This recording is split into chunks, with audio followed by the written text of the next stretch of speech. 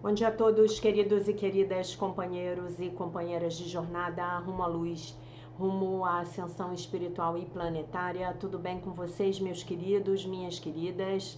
Então, hoje é dia 11 de abril de 2025, sexta-feira, e nós vamos dar continuidade à nossa jornada 2025, uma nova escolha através dos ensinamentos de um curso em Milagres.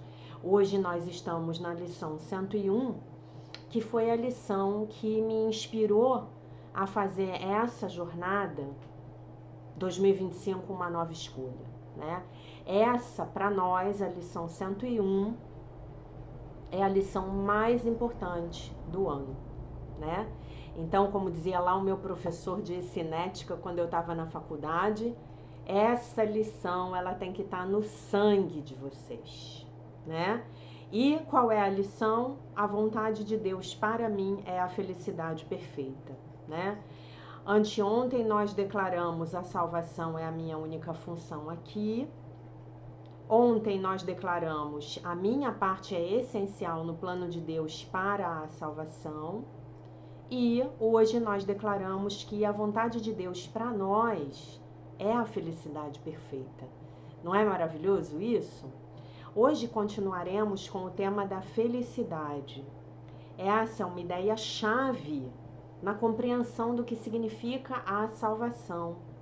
Tu ainda acreditas que a salvação pede sofrimento como penitência pelos teus pecados? Entre aspas, né? Isso não é assim. No entanto, não podes deixar de pensar assim enquanto acreditas que o pecado é real e que o Filho de Deus pode pecar. Se o pecado é real, então a punição é justa e não se pode escapar. Dessa forma, a salvação só pode ser comprada, obtida, através do sofrimento. Se o pecado é real, a felicidade tem que ser uma ilusão, pois ambos não podem ser verdadeiros, né? Ou o pecado é real, ou a felicidade é real, né? Disso que ele está falando aqui. Os pecadores só autorizam a morte e a dor, e o sacrifício também, né? E é isso o que pedem, pois sabem que isso espera por eles, e os buscará, e os achará em algum lugar, em algum momento, de alguma forma que saldará a dívida que tem para com Deus, né? Um dia a gente tem que fazer uma live só sobre esse tema, as dívidas que temos com Deus, né? A gente vai falar 5 horas seguidas, por 5 horas seguidas sobre esse assunto, né? Esse é um dos cernes do nosso apego ao sofrimento, da nossa glorificação ao sofrimento, que acaba sendo mais do que apego, né, gente? É uma glorificação.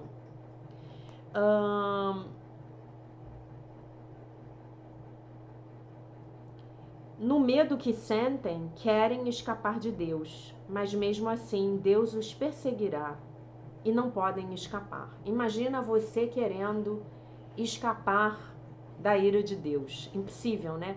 O que nos leva de volta à lembrança da tríade ímpia, a crença do pecado no passado, né? Que traz o sentimento de vergonha.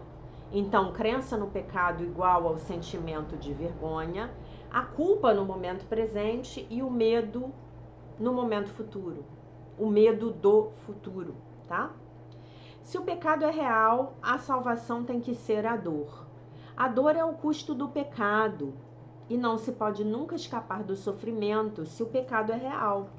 A salvação tem que ser temida, pois ela matará, porém, lentamente, privando-te de tudo, antes de consentir em oferecer o privilégio bem-vindo da morte a vítimas que são pouco mais do que ossos, antes de a salvação ser aplacada, né? Não se preposiciona o sujeito de uma frase. Então, é antes de a salvação ser aplacada. A sua ira é sem limites, sem misericórdia, mas totalmente justa. Quem buscaria tão selvagem punição? Quem não fugiria da salvação e não tentaria de todas as maneiras abafar a voz que a oferece? Por que alguém tentaria escutar e aceitar a sua oferta? Se o pecado é real, a oferta da salvação é a morte, imposta de forma cruel à altura dos perversos desejos, nos quais o pecado nasceu. Se o pecado é real, a salvação veio a ser o teu amargo inimigo, a maldição de Deus sobre ti que tem crucificado o seu filho. Hoje precisas dos períodos de prática. Os exercícios ensinam que o pecado não é real e que tudo o que acreditas não pode deixar de vir do pecado, que tudo o que acreditas que não pode deixar de vir do pecado nunca acontecerá, pois não tem nenhuma causa. Aceita a expiação com a mente aberta, que não alimenta nenhuma crença remanescente de que tens feito um demônio do Filho de Deus. Tens feito de ti, o Filho de Deus, a Filha de Deus, um demônio. É disso que ele está falando. O pecado não existe. Hoje praticaremos esse pensamento com a maior frequência possível, pois é a base da ideia para o dia de hoje. Se o pecado não existe, você é sem pecado. Você é isento de pecado. É esse pensamento, gente, é essa crença raiz na existência do pecado, na realidade do pecado, que nos mantém aprisionados aqui nessa matrix atualmente dominada pelo sistema de pensamento do ego. Enquanto nós não pudermos acreditar, ver a nossa inocência, nós não vamos sair daqui. E enquanto nós não pudermos ver a nossa inocência, nós não poderemos ver a inocência dos nossos irmãos. Ok? A quantidade de desgraceira que está sendo prevista aí pelas pessoas, né? Para os próximos anos, a quantidade de desgraça, né? O meu mestre do Stargate, o Preguitt Harris, ele fala muito sobre isso, né? Ele fala que realmente nós os, entre aspas, né? Os mensageiros aí da nova era, somos os que mais conseguimos criar cenários desgraçados para nós mesmos no futuro. Por quê? Porque no fim das contas nós acreditamos que somos pecadores. Pecadores, miseráveis e desgraçados. Óbvio, Deus terá que vir em nosso encalço. Para quê? Para nos punir, né? A vontade de Deus para ti é a felicidade perfeita, porque o pecado não existe e o sofrimento não tem causa. A alegria é justa e a dor é apenas o sinal de que tens te compreendido equivocadamente. Não tenhas medo da vontade de Deus, mas volta-te para ela, confiante de que ela te libertará de todas as consequências que o pecado forjou na tua imaginação febril. Então dize: a vontade de Deus para mim é a felicidade perfeita. O pecado não existe, ele não tem consequências. Seja o seu pecado, seja o pecado do seu irmão. A vontade de Deus para ti é a felicidade perfeita. Então, se a felicidade perfeita não está acontecendo na sua vida ainda, então você ainda tem trabalho para fazer, tá? É assim que deves iniciar os teus períodos de prática e em seguida tentar achar mais uma vez a alegria que esses pensamentos introduzirão na tua mente. Dá esses 5 minutos com contentamento a fim de remover a pesada carga que depositaste sobre ti mesmo com a crença insana de que o pecado é real. Hoje, escapa da loucura. Estás na estrada da liberdade e agora a ideia de hoje te dá asas para que avances com a maior velocidade e com esperança de ires ainda mais rápido em direção à meta da paz que te espera. Não existe nenhum pecado. Lembra-te disso hoje e dize a ti mesmo sempre que puderes: a vontade de Deus para mim é a felicidade perfeita. Essa é a verdade, porque o pecado não existe. Então, a lição mais importante da nossa jornada de 2025 é essa: a vontade de Deus para ti é a felicidade perfeita, tá? Deus não quer ver você doente, Deus quer ver você sorrindo, Deus não quer ver você pobre, a pobreza não tem nada a ver com Deus. A falta, a limitação, a ilusão da separação, nada tem a ver com o Criador, nada. Deus quer ver você abundante, saudável, feliz, enquanto você estiver brincando aqui, saltitando no holograma, brincando na caixa de areia do ego, tá? Já que você escolheu essa ilusão de separação, então que você tenha um bom sonho, um sonho feliz, né? Imagina a diferença de a gente pegar de repente uma pessoa que vive numa comunidade muito pobre aqui no Brasil e pegar uma pessoa que vive na mesma existência material tridimensional lá na Finlândia, que é um país que tem um super índice de desenvolvimento humano. A essa pessoa não falta nada. Essa pessoa caminha nas ruas, é em segurança. Essa pessoa tem uma vida longa e próspera, como diria o Sr. Spock, de Jornada nas Estrelas, né? Vida longa e próspera, né? Deixa eu ver se eu consigo fazer aqui. Vida longa e próspera, tá? Essa pessoa morre já numa idade avançada porque morreu, porque o corpo tem que partir, porque o corpo perece, né? Então, como é que nós estamos aqui em sofrimento com os nossos relacionamentos, com as nossas carreiras, com os nossos amigos, com os nossos parceiros, maridos, esposas, filhos? Por quê? Porque nós ainda não conseguimos aprender a lição. E essa lição, gente, repitam comigo, é uma lição de reconexão com Deus. É uma lição de eu comigo, como diria o Gasparito, né? É uma lição de reencontro com a minha essência, com o meu ser interior, com o Cristo interno e com o meu Deus Pai, com a minha identidade. É eu me lembrar de quem eu sou, é eu me lembrar de que eu sou merecedora. A punição não é justa, a punição não vem de Deus. Ah, Jaque, mas o fulano fez um monte de coisa errada, ele tem que ser punido. Ele vai ser punido diante das leis dos homens. Deus não pune, porque Deus jamais condenou, né? Então é muito importante que a gente compreenda isso. É muito importante que vocês, eu vou pedir a vocês uma coisa muito importante, que a partir de hoje, 11 de abril de 2025, pelo menos até o final do ano, né? A gente esperamos terminar essa jornada juntos, aqui no dia 31 de dezembro, próximo. É muito importante que vocês, se lembrem de que a vontade de Deus para vocês é a felicidade perfeita.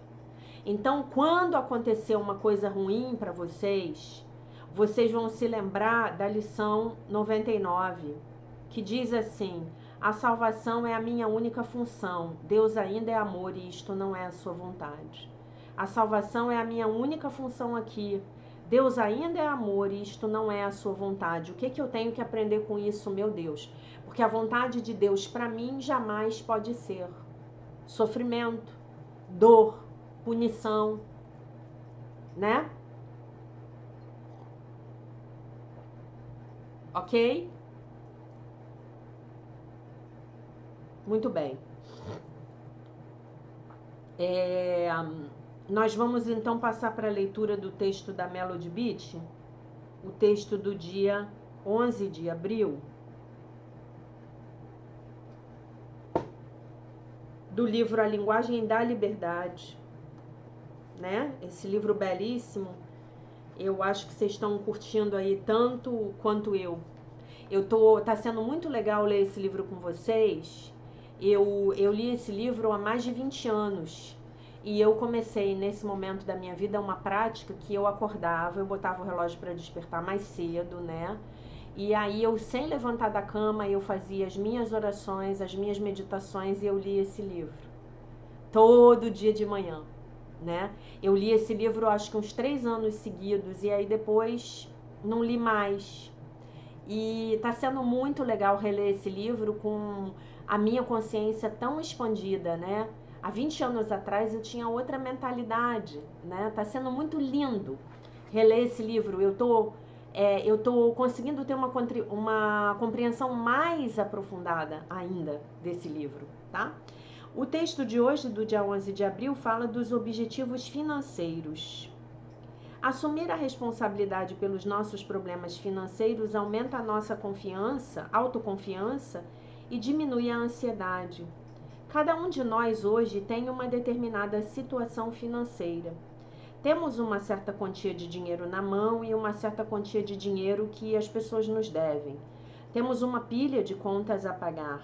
Essa é a nossa situação financeira.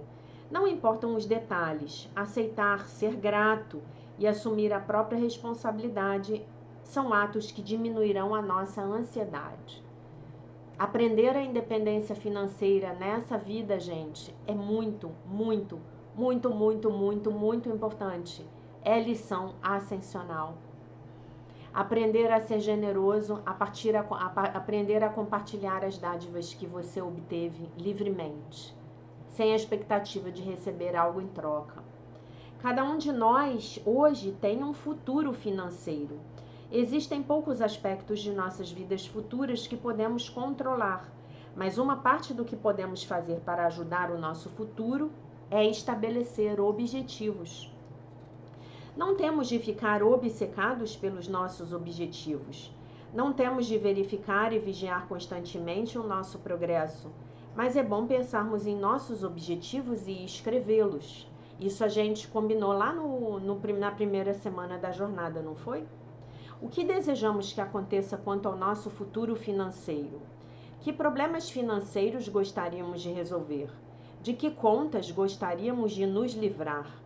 Qual o total que gostaríamos de ter ganhado no fim deste ano? Né? Qual é a quantia que nós queremos ganhar durante este ano? E no fim do ano que vem? E daqui a 5 anos? Estamos dispostos a trabalhar para alcançar os nossos objetivos e a confiar em nosso poder superior para nos guiar? Pague as suas contas em dia. Gente, vocês não sabem o que é ficar em dívida. Você dever para o outro e você não pagar. Isso é um atraso de vida. Quando o outro diz para você, isso aqui tem um valor X, pague. Não deixe de pagar. Se você não está pagando, isso está atrasando a sua vida. Se você está, como a gente diz aqui no Rio de Janeiro, dando uma de João sem braço, não, isso não é comigo não. Não, eu vou fingir que não é comigo. Isso está atrasando a sua vida financeira.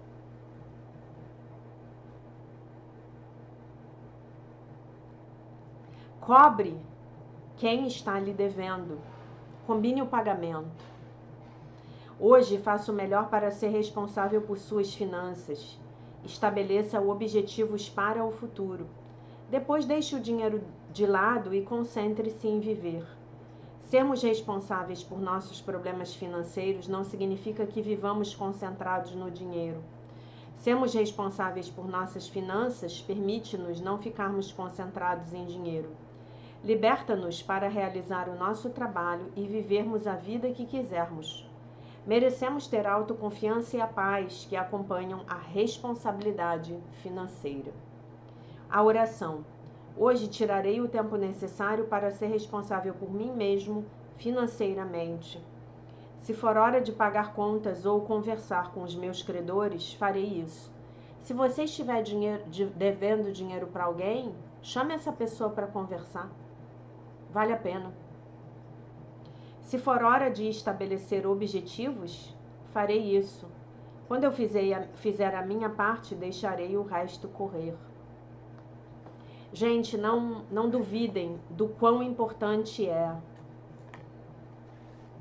o estabelecimento de objetivos financeiros e o pagamento das suas contas. Não deixe a outra pessoa sem saber quando você vai poder pagá-la, né? É muito triste você... E agora eu tô falando de mim, né? Você oferecer um serviço para uma pessoa e a pessoa dizer que vai te pagar e ela não te pagar, né? E essa pessoa inventa desculpas para você. Ou de repente essa pessoa te bloqueia, né? Então é isso. Eu vou dizer uma coisa para vocês. Eu peço a vocês a contribuição de R$11 nas minhas aulas de domingo. As minhas aulas são pagas. É impressionante a quantidade de pessoas que assistem o vídeo e não pagam. E eu sempre falo, as aulas são pagas. As aulas são pagas, né? Fica a critério de cada um. A única coisa que eu posso garantir para vocês é que isso atrasa a nossa vida, né? Bom, sem mais delongas, nós terminamos, né, os nossos 12 primeiros dias do nosso ano novo cabalístico.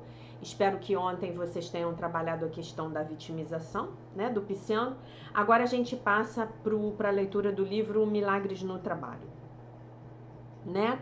E aí ela vai começar esse capítulo, essa parte 1 do livro, que é despeça o seu pequeno eu, despeça no sentido de mande embora, né? Mande embora esse seu pequeno eu, demita é a palavra. E aí ela começa com um texto de Um Curso em Milagres, que eu vou tomar a liberdade de ler para vocês em língua portuguesa, a minha língua mãe, a nossa língua mãe, né? Vamos lá. É um texto do capítulo 1, do item 5, parágrafo 5. Qualquer coisa que seja verdadeira é eterna e não pode mudar e nem ser mudada. O espírito é, portanto, inalterável, porque já é perfeito, mas a mente pode eleger a que escolhe servir. Então ela está fazendo aqui, o texto está fazendo uma diferenciação entre a perfeição do nosso espírito, né, de quem já somos, os filhos, filhas de Deus, perfeitos, inteiros, completos, maravilhosos, curados, íntegros e isentos de pecado, e essa mente que pode escolher entre manifestar, entre ouvir a voz do ego e, portanto, manifestar uma vida baseada no ego e ouvir a voz do Espírito Santo e manifestar uma vida abençoada. Eu sempre costumo dizer para vocês, e vou repetir, que isso me veio aqui, tá? Então alguém está precisando disso. Se estão acontecendo coisas ruins na sua vida, você precisa limpar as suas culpas. Você precisa se dedicar a um processo mesmo, constante, consistente, para você limpar as suas culpas, tá bom? E aí ela cita um outro texto para começar o capítulo, do capítulo 2.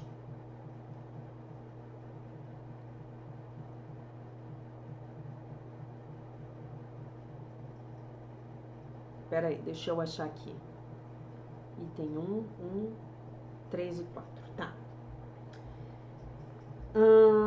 Tu não só foste plenamente criado, como foste criado perfeito. Não há nenhum vazio em ti. Não há nenhum vazio em ti. Eu lembro a vocês que todas as lives do livro texto, do capítulo 1 e do capítulo 2 também, foram esses dois textos que eu li, elas estão salvas no canal. Se você quiser ter acesso a elas, é só me mandar uma mensagem, tá bom? Então, o que acontece? Olhem que interessante. Para a gente começar a falar de vida profissional, ela cita isso.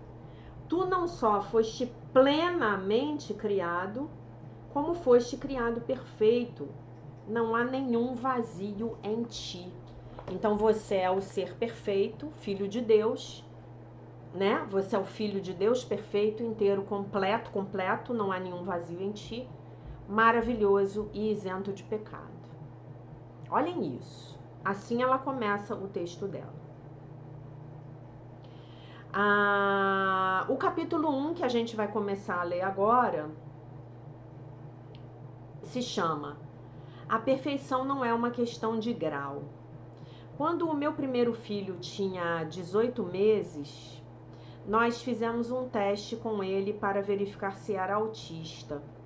Ele estava lento nas suas habilidades motoras, tinha alguns problemas sensoriais, e apesar do fato de que os seus coleguinhas já estavam, né,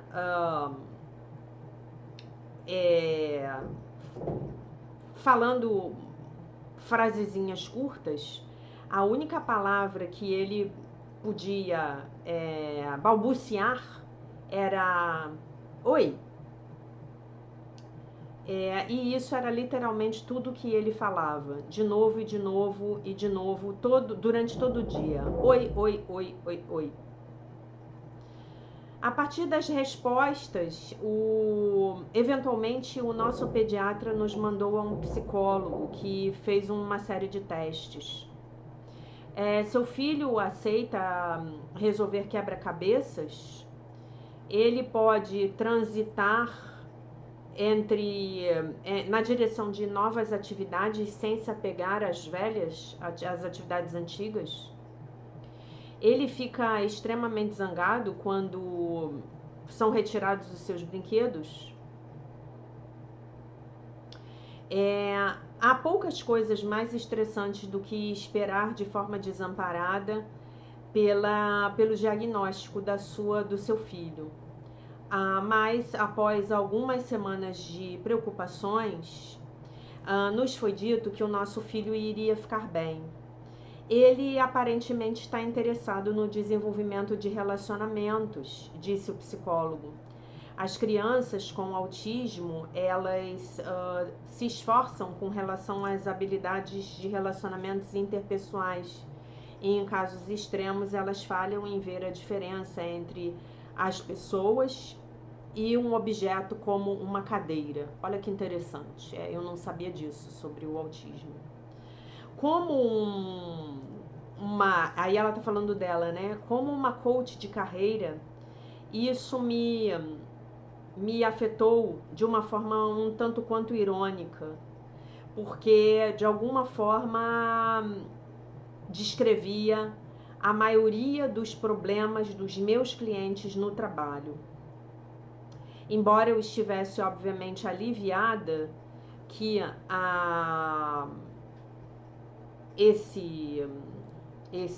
essa consulta, né, com o psicólogo tivesse ido bem, eu admito que saí do consultório pensando o quão fascinante seria um experimento. Deixa eu ver como eu vou traduzir isso aqui. O que seria um experimento fascinante, que eu não pude deixar de pensar que seria um experimento fascinante dar aos meus profissionais o mesmo tipo de teste no local de trabalho que o meu filho tinha acabado de receber no consultório do médico. Aí a pergunta dela para os profissionais dela é: será que nós colaboramos na solução de quebra-cabeças no nosso trabalho? Como nós transitamos em direção às novas experiências? Nós transitamos em direção às novas experiências sem nos apegarmos às antigas? Como nós reagimos, entre aspas, quando os nossos brinquedos são retirados de nós? É estranho que a ausência de uma interação cheia de significado com as outras pessoas seja considerada como uma condição problemática nas crianças, mas frequentemente seja vista como uma força nos adultos. Se você já foi tratado por um chefe ou um colega de trabalho sem mais consideração do que uma cadeira do escritório, então você sabe exatamente sobre o que eu estou falando aqui.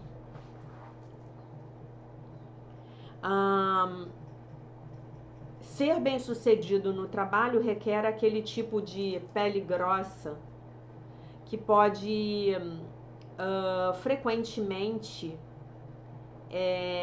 ser avaliada, né, como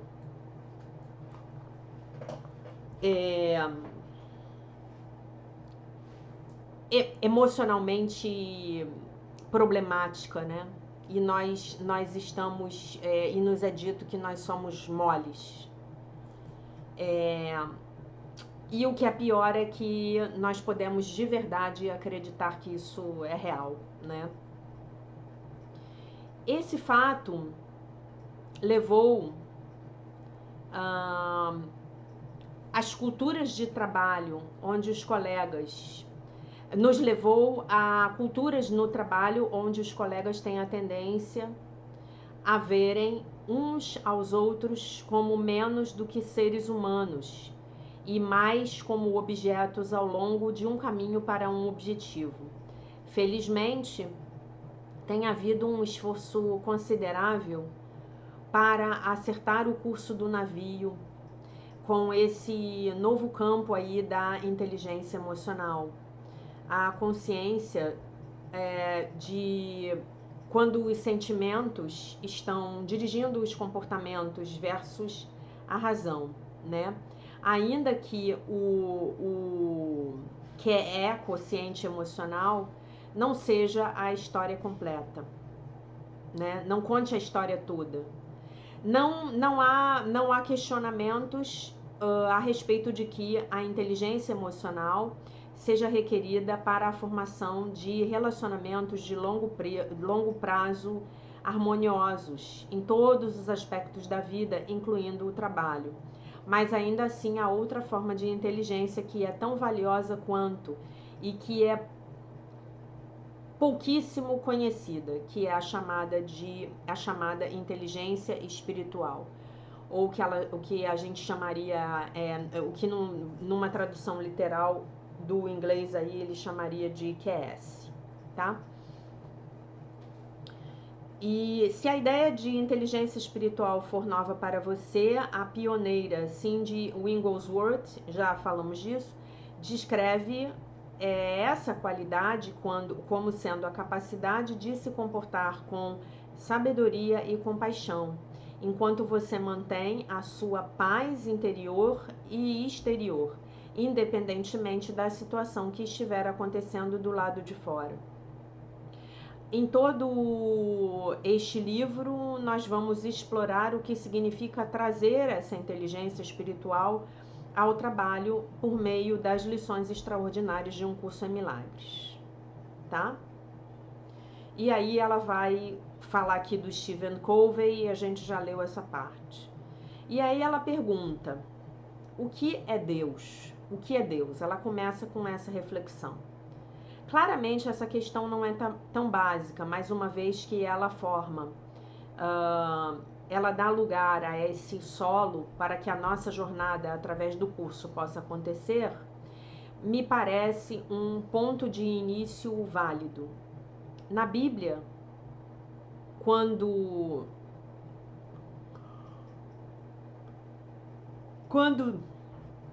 Deus é questionado, quem é você? A resposta é dita que foi, eu sou.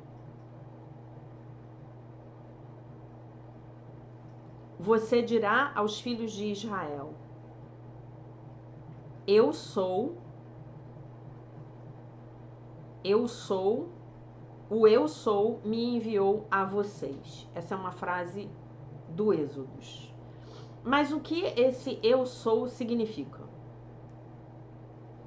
Isso significa que Deus está do lado de fora de nós, olhando para nós de cima para baixo, né? O que seria um dos pilares espirituais aí, um princípio espiritual que pode ser chamado, que é conhecido como dualismo, ou isso significa que Deus não está nem do lado de fora e nem do lado de dentro, mas em todos os lugares, que é um princípio espiritual chamado de não dualismo. Para ser mais claro, Um Curso em Milagres é um texto muito não dualista, não dual, Em outras palavras, a parte central da sua teologia é que Deus não percebe nada como separado dele, porque não há ele. Como eu menciono na seção de perguntas e respostas que está no final desse livro, Deus não tem gênero e Deus está além da forma humana. Então dizer ele não é acurado de forma alguma. Mas, mais ainda, para Deus, perceber a si mesmo em relação a alguma coisa é impossível. Se Deus é o tudo, se Deus é o todo de tudo, né? E aí ela cita uma frase de Um Curso em Milagres, que é: Deus não é parcial. Deus não é parcial. Portanto, a partir de uma perspectiva de Um Curso em Milagres, não se trata sobre Deus estar do lado de fora ou do lado de dentro, porque não há um você lendo este livro enquanto Deus flutua no éter. Há apenas Deus, ponto. E você está dentro da mente de Deus. E esse é o significado literal dessa expressão. Quem é Deus? Deus é o eu sou. O que também é uma apresentação do curso, uma introdução do curso, quando ele se refere a isso dizendo: aquilo que a tudo abarca não pode ter opostos. Vamos para a introdução, para eu ler bonitinho aqui para vocês. Vou ler para vocês aqui bonitinho, porque a gente não quer confusões de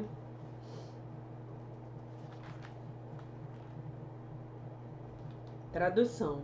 O oposto do amor é o medo, mas aquilo o que tudo abrange não pode ter opostos, né? Então, se eu vejo opostos, eu estou vendo algo que, na verdade, é ilusório, né? Então, como algo pode ser oposto, o oposto de tudo aquilo que é? Para darmos esse passo adiante, se você olhar para o seu quarto aqui agora, exatamente agora, você poderá imaginar como é possível para Deus estar tanto em todos os lugares quanto em absolutamente em nenhum lugar ao mesmo tempo.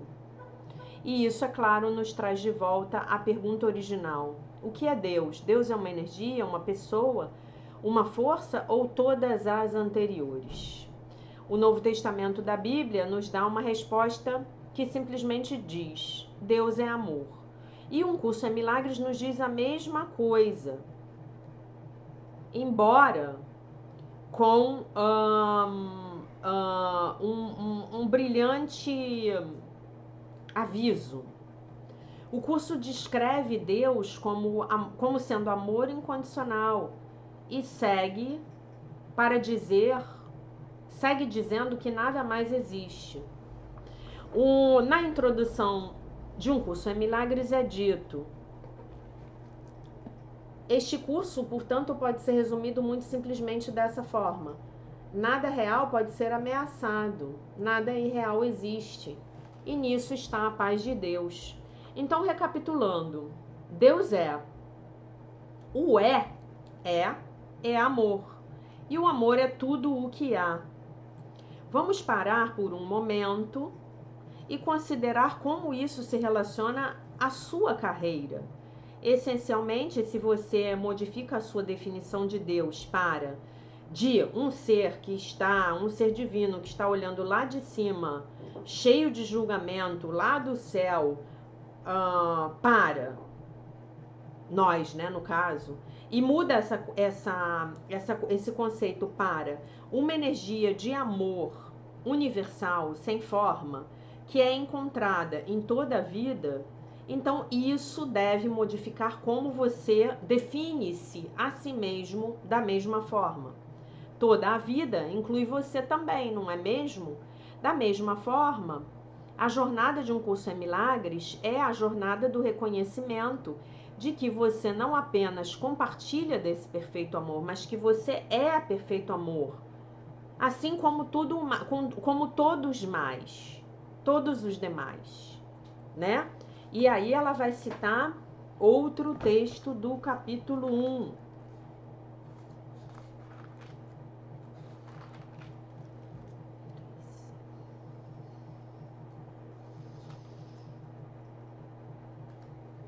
O espírito está em estado de graça para sempre. A tua realidade é só espírito. Portanto, tu estás em estado de graça para sempre. Ok? Uma vez que você possa compreender isso totalmente, se torna impossível abordar o seu trabalho da mesma forma que você fazia antes. Como, por exemplo, o Russell, ela tá falando aqui um nome aleatório. Russell, o cara lá do setor de operações. Não é mais aquele cara lá no final do corredor com uma personalidade que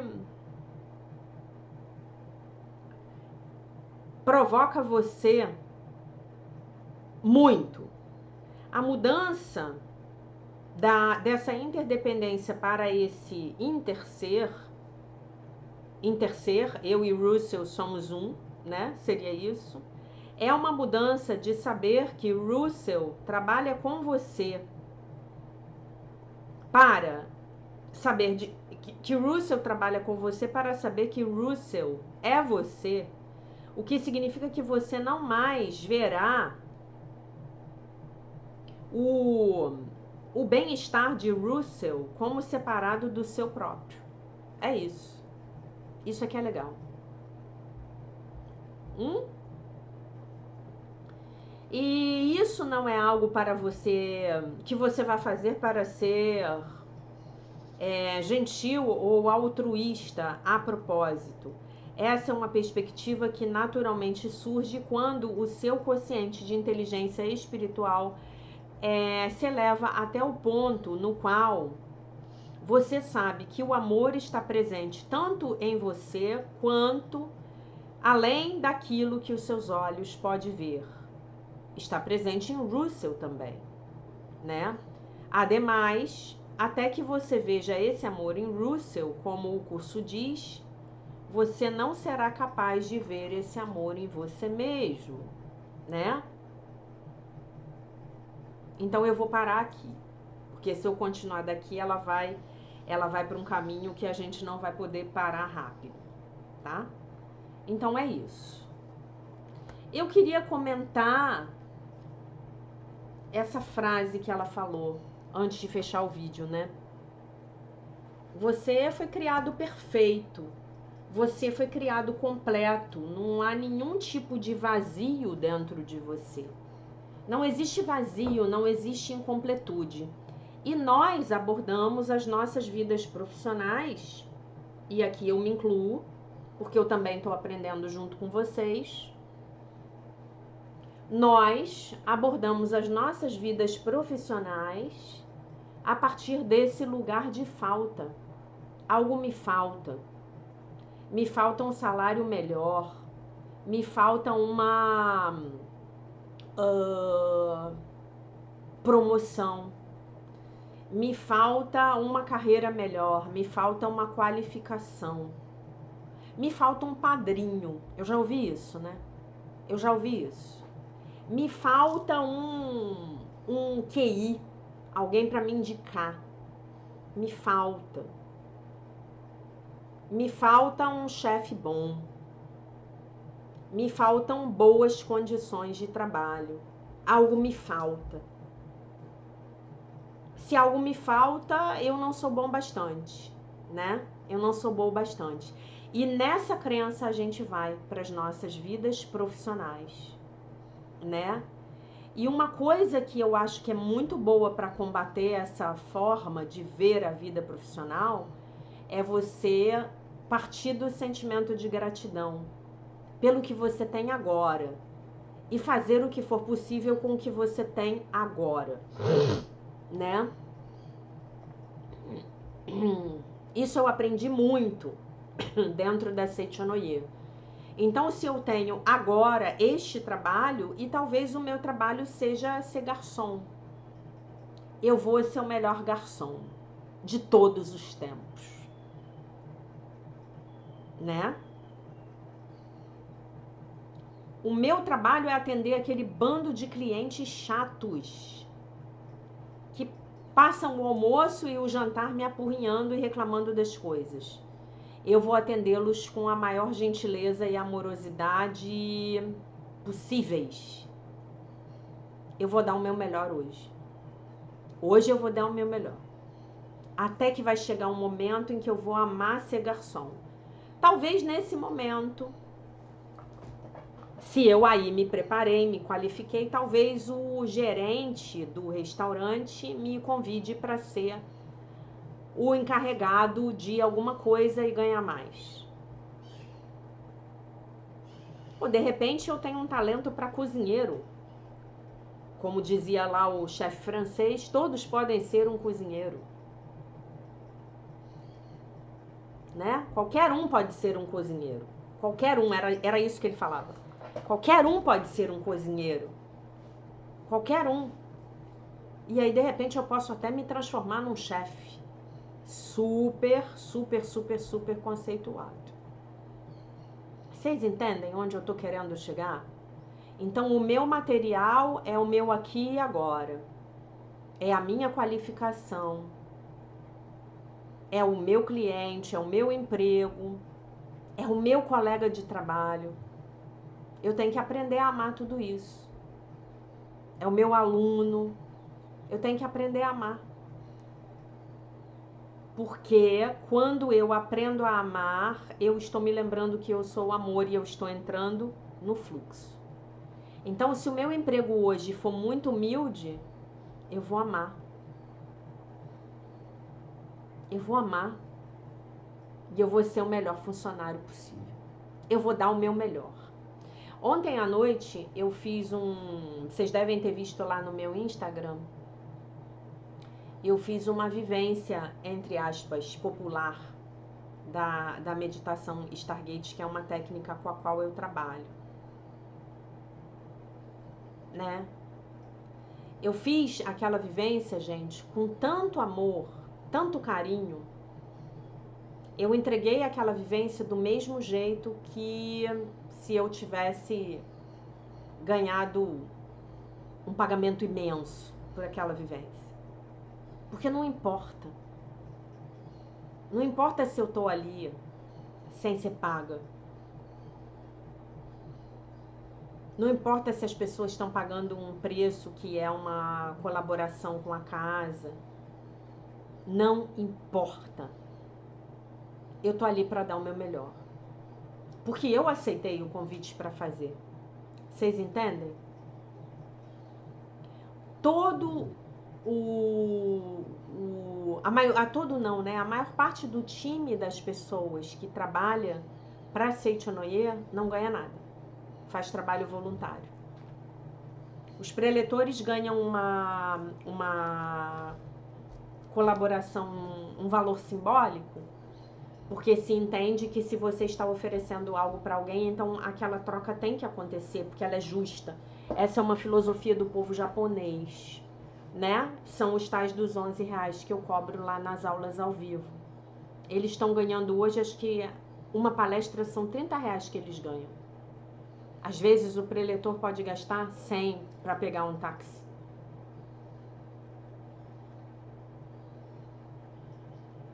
Né? E eu posso garantir para vocês que as palestras são todas estupendas. São palestras que você muitas vezes não recebe aquilo que você recebe naquela palestra num curso pago.